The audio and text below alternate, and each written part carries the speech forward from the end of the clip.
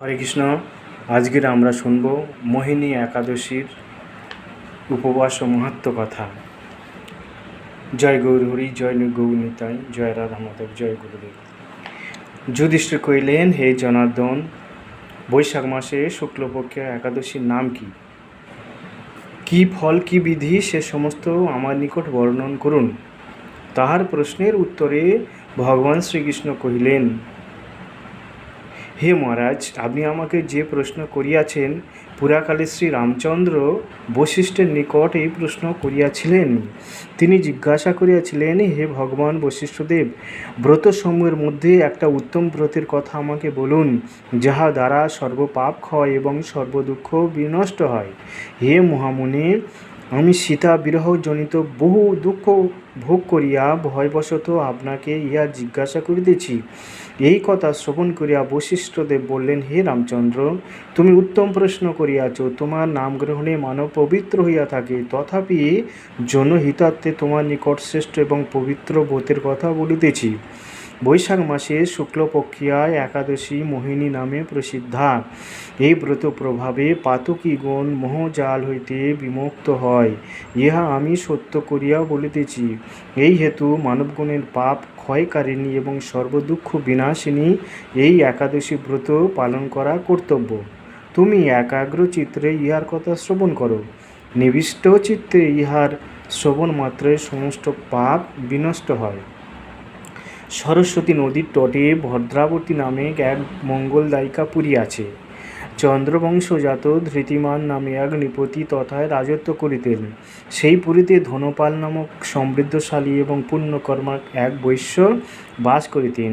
তিনি জনহিতের জন্য নলকূপ, উদ্যান, মঠ এবং গৃহাদি নির্মাণ করিয়া দিতেন। তিনি বিষ্ণুভক্তিপরায়ণ এবং শান্ত স্বভাব সম্পন্ন ছিলেন।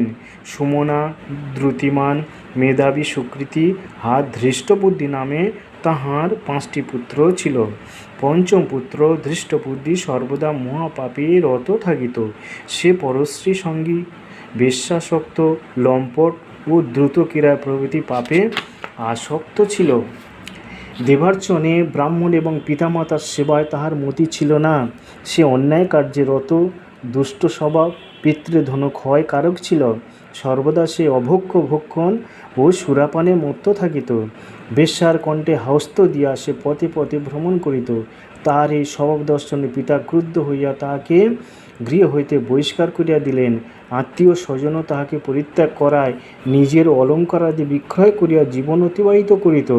কিছুদিন পরে ধনক্ষয় হওয়ায় ধন যে ক্ষয় হলো, তার জন্য সে বেশ্যাগণ কর্তৃক পরিত্যক্ত হলো এবং তখন ধনবস্ত্রহীন ক্ষুৎপীড়িত ধৃষ্টবুদ্ধি অবশেষে নিজ গ্রামে চৌর্যবৃত্তি আরম্ভ করিল। একদিন রাজপ্রহরীগণ তাহাকে বন্দী করিলেও তাহার পিতৃগৌরব তাহাকে মুক্ত করিয়া দিলেন। এইভাবে কয়েকবার ধৃত ও মুক্ত হইয়া যখন সে চৌর্যবৃত্তি পরিত্যাগ করিল না, তখন রাজা তাহাকে কারাগারে আবদ্ধ করিয়া রাখিলেন। বিচারে সে কষাঘাত দণ্ডভোগ করিল। কারাভোগের পর অনন্যোপায় হইয়া বনে প্রবেশপূর্বক পশুপক্ষী বধ করিয়া তাহাদের মাংসে উদর পূরণ করিতে লাগিল।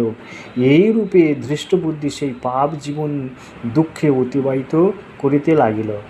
দুষ্কর্মে কখনোই সুখলাভ হইতে পারে না, সুতরাং সে দিবানিশি দুঃখ শোকে জর্জরিত হইতে লাগিল। এইভাবে বহুদিন গত হইলে কোনো পুণ্য ফলে একসময় কৌণ্ডিন্য ঋষির আশ্রমের নিকট উপস্থিত হইল। বৈশাখ মাসে ঋষিবর গঙ্গা স্নান করিয়া আশ্রমের দিকে প্রত্যাবর্তন করিতেছিলেন। ঘটনাক্রমে শোকাকুল দৃষ্টবুদ্ধি তাহার সম্মুখে উপস্থিত হইলে ঋষির বস্ত্র হইতে এক বিন্দু জল তাহার গাত্রে পতিত হইল। সেই জলস্পর্শে দৃষ্টবুদ্ধি সহসা শুভবুদ্ধির উদয় হইল।